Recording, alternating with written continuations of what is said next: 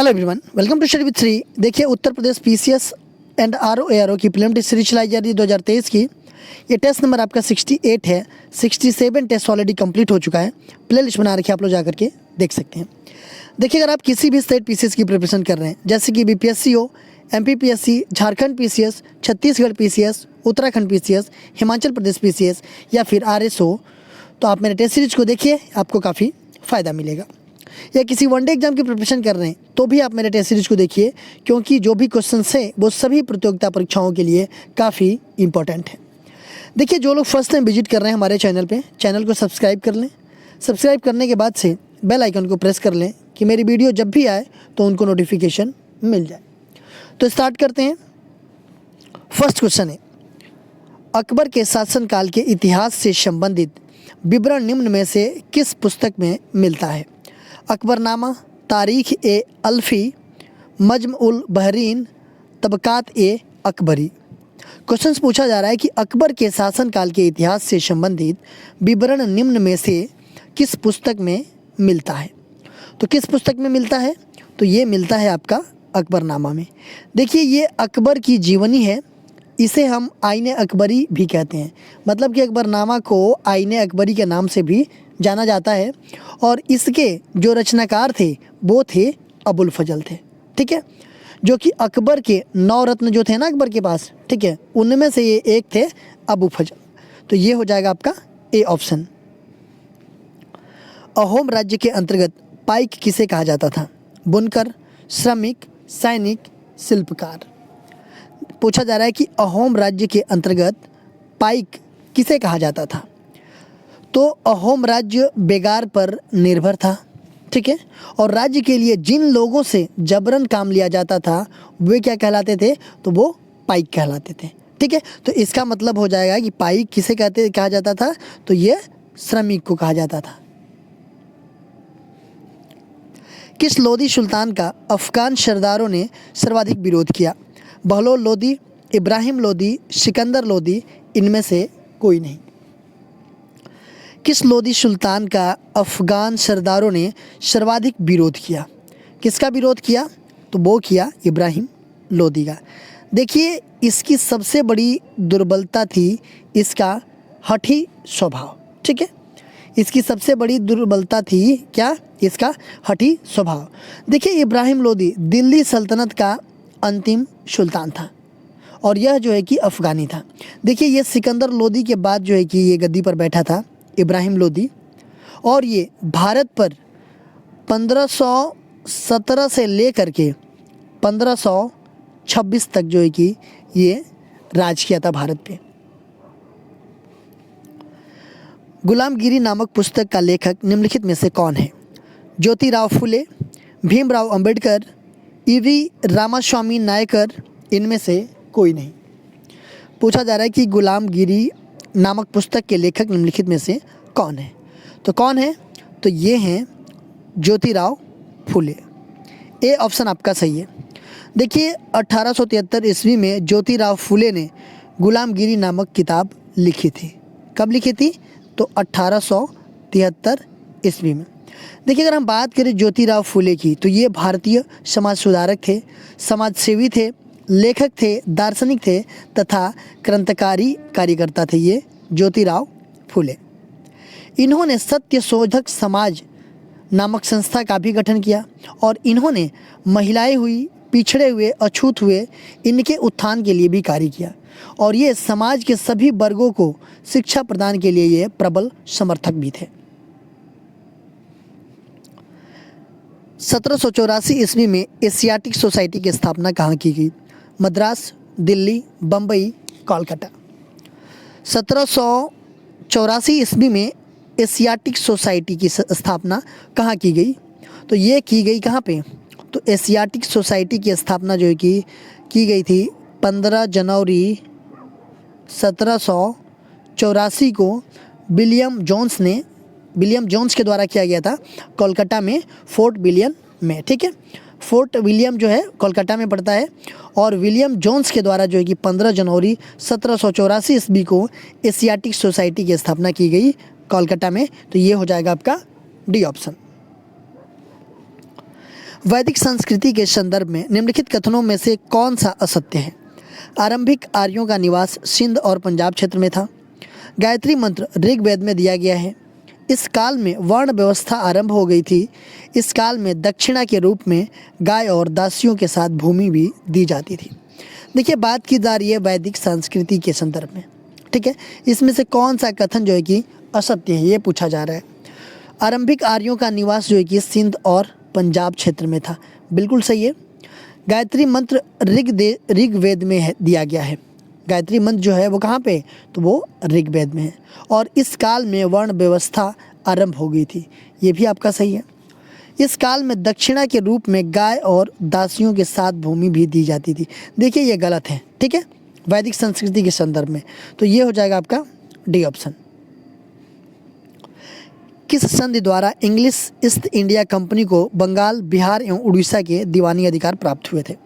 मुर्शिदाबाद की संधि, हुगली की संधि, इलाहाबाद की संधि, हरिहरपुर की संधि।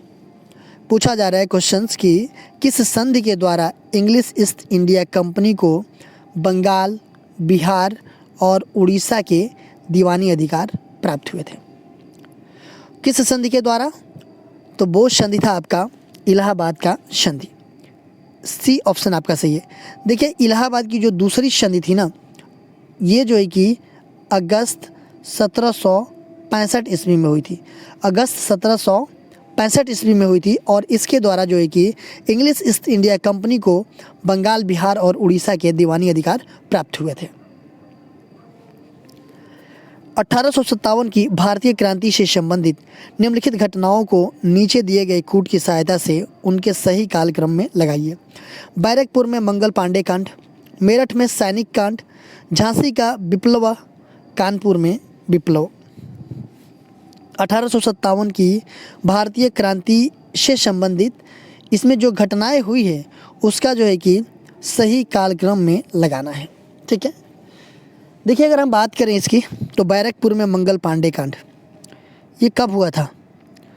तो ये देखिए 29 मार्च 1857 को ये हुआ था। पहला जो कब हुआ था? 29 मार्च 1857। ये बैरकपुर में जो मंगल पांडे कांड हुआ था, ये हुआ था 29 मार्च 1857 को। सिपाही मंगल पांडे जो थे, उन्होंने बैरकपुर मतलब कोलकाता में 34वीं नेटिव इन्फेंट्री में गाय व चर्बी युक्त कारतूसों को चलाने से साफ इनकार कर दिया था। 29 मार्च 1857 को। मेरठ से सैनिक कांड की अगर हम बात करें, दूसरे की बात करें तो देखिए 10 मई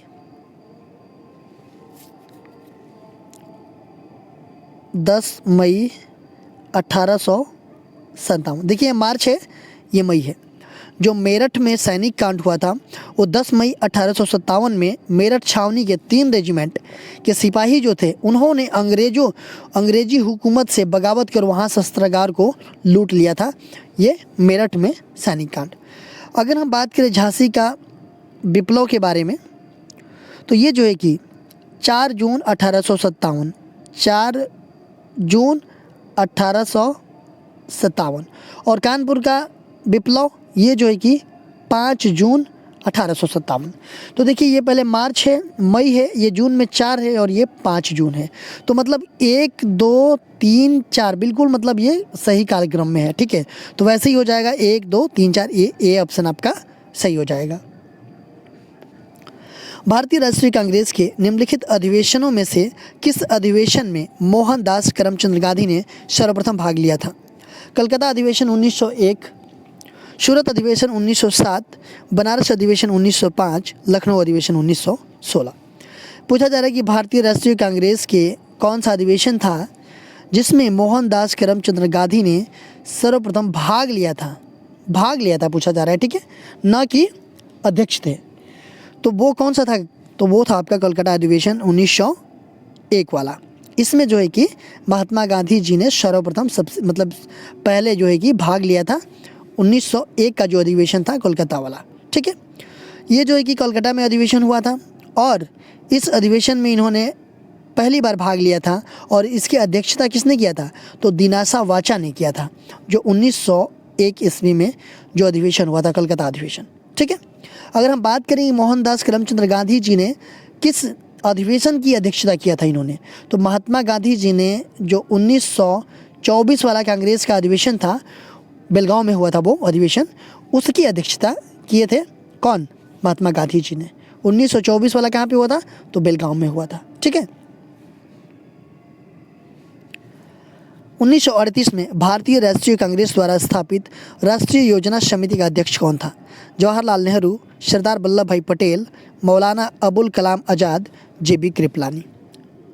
देखिए, 1938 ईस्वी में भारतीय राष्ट्रीय कांग्रेस द्वारा स्थापित राष्ट्रीय योजना समिति का अध्यक्ष कौन था? तो 1938 में कांग्रेस ने एक राष्ट्रीय योजना समिति का गठन किया था जिसके अध्यक्ष थे जवाहरलाल नेहरू जी। ए ऑप्शन आपका सही है। सांप्रदायिक पंचायत का जनक कौन था? Lord Linlithgow, Lord Reading, Lord Irwin, Ramsay MacDonald. सांप्रदायिक पंचायत का जनक कौन था, ये पूछा जा रहा है। तो देखिए, 1932 ईस्वी में ब्रिटिश प्रधानमंत्री रैमसे मैकडोनाल्ड, ठीक है, रैमसे मैकडोनाल्ड ने प्रांतीय विधानसभा में अल्पसंख्यकों के प्रतिनिधित्व के विषय में अपना सांप्रदायिक पंच निर्णय प्रस्तुत किया। इसमें देखिए, इसमें क्या था कि मुसलमानों, यूरोपियों, सिखों और भारतीय ईसाइयों तथा आंग्ल भारतीयों के लिए पृथक चुनाव क्षेत्र स्थापित करने का निर्णय लिया गया था। तो ये हो जाएगा आपका डी, रैमसे मैकडोनाल्ड। व्यक्तिगत सत्याग्रह के लिए विनोबा भावे को प्रथम सत्याग्रही चुना गया। दूसरा सत्याग्रही कौन था? डॉक्टर राजेंद्र प्रसाद, पंडित जवाहरलाल नेहरू, सी राजगोपालचारी, सरदार वल्लभ भाई पटेल। बात की जा रही है व्यक्तिगत सत्याग्रह के लिए विनोबा भावे को प्रथम सत्याग्रही और दूसरा सत्याग्रही कौन था? देखिए, 3 सितंबर का दिन था, 3 सितंबर 1939 को। उस टाइम पे भारत में तत्कालिक वायसराय थे कौन? Lord Linlithgow. इन्होंने ये घोषणा किया कि भारत भी द्वितीय विश्व युद्ध में सम्मिलित है। ठीक है, 3 सितंबर 1939 को तत्कालीन वायसराय थे लॉर्ड लिनलिथगो, उन्होंने ये घोषणा किया कि भारत भी द्वितीय विश्व युद्ध में सम्मिलित है। और यह घोषणा करने से पहले इन्होंने जो भी राजनीतिक दल थे हमारे देश में, उनसे किसी से भी परामर्श नहीं लिया था। इसलिए जो है कि इन्हीं के विरोध के लिए महात्मा गांधी जी ने व्यक्तिगत सत्याग्रह आरंभ किया था। ठीक है, इसी के विरोध में। और इसके जो पहले सत्याग्रही थे वो विनोबा भावे थे और दूसरे जो है कि कौन थे? तो वो जवाहरलाल नेहरू थे। तो ये हो जाएगा आपका बी ऑप्शन। अखिल भारतीय मुस्लिम लीग की स्थापना किसने की थी? सर सैयद अहमद खां, सर मोहम्मद इकबाल, सर आगा खां, नवाब सलीमुल्लाह खां। अखिल भारतीय मुस्लिम लीग की स्थापना किसने किया था? तो देखिए, 30 दिसंबर 1906, 30 दिसंबर 1906 को ढाका के मोहम्मडन एजुकेशन कॉन्फ्रेंस की जब बैठक हो रही थी, तभी उसी अधिवेशन के ढाका के नवाब जो थे, नवाब सलीमुल्लाह खां, उनकी अध्यक्षता में अखिल भारतीय मुस्लिम लीग के नाम से घोषित कर दिया गया था। इस प्रकार जो है कि अखिल भारतीय मुस्लिम लीग की स्थापना की गई। तो ये हो जाएगा कौन सा? ये डी ऑप्शन। धन के निष्कासन सिद्धांत को भारतीय राष्ट्रीय कांग्रेस ने कब स्वीकार किया था? 1896 में, 1902 में, 1906 में, 1935। धन के निष्कासन सिद्धांत को भारतीय राष्ट्रीय कांग्रेस ने कब स्वीकार किया था? तो भारतीय राष्ट्रीय कांग्रेस के द्वारा जो है कि अपने कलकत्ता अधिवेशन 1896 में सर्वप्रथम धन का निष्कासन सिद्धांत को स्वीकार किया गया था। तो ये हो जाएगा आपका ए ऑप्शन। निम्नलिखित में से किस क्षेत्र में पूरा पाषाण काल, मध्य पाषाण काल और नव पाषाण काल के अवशेष एक क्रम में पाए गए हैं? कश्मीर घाटी, कृष्णा घाटी, सोन घाटी, बेलन घाटी से पूछा जा रहा है कि किस क्षेत्र में पूरा पाषाण काल, मध्य पाषाण काल व नव पाषाण काल के अवशेष एक क्रम में पाए गए हैं। तो देखिए, बेलन घाटी, विंध्य क्षेत्र और नर्मदा घाटी, यहाँ से जो है कि पूरा पाषाण, मध्य पाषाण और नवपाषाण काल तीनों के अवशेष पाए गए हैं।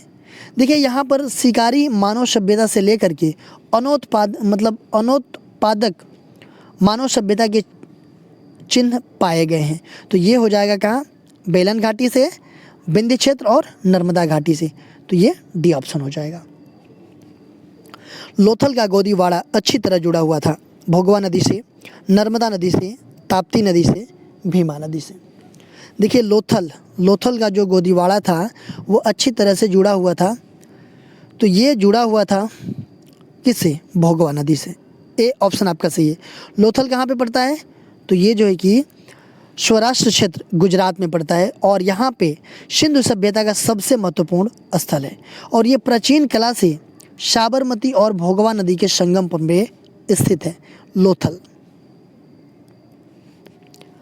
पाटलिपुत्र का संस्थापक कौन था, बिंबिसार, अजातशत्रु, उदयभद्र, शिशुनाग। देखिए पाटलिपुत्र का संस्थापक कौन था, तो ये था उदयभद्र। इन्होंने पाटलिपुत्र नामक नगर की स्थापना किया था। कंबोडिया का अंकोर वाट मंदिर किसको समर्पित है, बुद्ध, शुक्र, बुद्ध, सूर्य, शिव, विष्णु।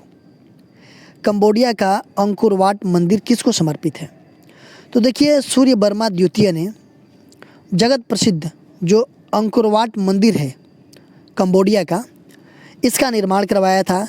कब निर्माण करवाया था, तो 1115 ईस्वी में, ठीक है, इसका निर्माण करवाया था। और यह मंदिर जो है कि भगवान विष्णु को समर्पित है। तो ये हो जाएगा आपका डी ऑप्शन। निम्नलिखित में से किस राष्ट्रकूट शासक ने सलेखना को ग्रहण किया, दंतीदुर्ग, अमोघवर्ष, कृष्ण तृतीय, इंद्र चतुर्थ। निम्नलिखित में किस राष्ट्रकूट शासक ने सलेखना को ग्रहण किया था, तो किसने किया था, तो ये अमोघवर्ष ने किया था। निम्नलिखित में से किस अधिनियम के अंतर्गत भारतीय विधान परिषद को बजट पर बहस करने की शक्ति प्राप्त हुई, भारत शासन अधिनियम 1919, भारतीय परिषद अधिनियम 1909, भारतीय परिषद अधिनियम 1892, भारतीय परिषद अधिनियम 1861। पूछा जा रहा है कि किस अधिनियम के अंतर्गत भारतीय विधान परिषद को बजट पर बहस करने की शक्ति प्राप्त हुई। तो कौन सा अधिनियम था, तो वो था आपका भारतीय परिषद अधिनियम 1892। इसके अंतर्गत जो है कि विधान परिषद के कार्यों में वृद्धि की गई और इसके तहत सदस्यों को बजट पर बहस करने और प्रश्न पूछने का अधिकार दिया गया, लेकिन मतदान करने तथा अनुपूरक प्रश्न पूछने का अधिकार नहीं दिया गया था भारतीय परिषद अधिनियम 1892 के तहत। तो ये हो जाएगा आपका सी ऑप्शन। देखिए क्वेश्चन पूछा गया था आप लोगों से पिछले वीडियो में कि निम्नलिखित में से किसकी उपाधि त्याग समुद्र था, चंद्रगुप्त, विक्रमादित्य, हर्ष, जयसिंह, सिद्धराज, विक्रम चोल। किसकी उपाधि जो है कि त्याग समुद्र था, किसकी उपाधि था, तो ये था विक्रम चोल की उपाधि थी। आज का क्वेश्चन देख लेते हैं। आज का क्वेश्चन है कि कौन सी संस्था पूंजी बाजार का विनिमय करती है, सेबी, भारतीय रिजर्व बैंक, NSE, IRDA। वह कौन सी संस्था है जो पूंजी बाजार का विनियमन करती है, ठीक है, विनियमन करती है। इसका आंसर आप लोग कमेंट बॉक्स में बताइएगा। इसका आंसर मैं नेक्स्ट वीडियो में आप लोगों को बताऊंगा। देखिए आप मेरे चैनल को सब्सक्राइब कर लीजिए। सब्सक्राइब करने के बाद से बेल आइकन को प्रेस कर लीजिए कि जब भी मेरी वीडियो आए तो आपको नोटिफिकेशन मिल जाए। मेरा दूसरा चैनल है श्री GS पॉइंट, आप इसको भी सब्सक्राइब कर लीजिए। फेसबुक पे एक मेरा पेज है स्टडी विद श्री के नाम से। इंस्टाग्राम पे हमारी ID study with Shri 25 and Shri GS point. Telegram का हमारा चैनल है स्टडी विद श्री। इन सब सारे का लिंक आपको डिस्क्रिप्शन में मिल जाएंगे, वहाँ पे क्लिक करते आप यहाँ पे पहुँच जाएंगे। तो इन सब सारे जगहों से कनेक्ट हो जाइए, क्योंकि इन सब सारे जगहों पे स्टडी से रिलेटेड चीज़ें पोस्ट की जाती है, जिससे आप लोगों को फ़ायदा पहुँच सकता है। दोस्तों वीडियो अच्छी लगती है तो आप लोग एक लाइक कर दिया कीजिए, एक अच्छा सा कमेंट्स कर दिया कीजिए, अपने दोस्तों में शेयर जरूर किया कीजिए। अगर वीडियो अच्छी नहीं लगती है तो आप लोग डिसलाइक कर दिया कीजिए और कमेंट बॉक्स में मुझे बताइए डिसलाइक क्यों किया। वीडियो देखने के लिए धन्यवाद।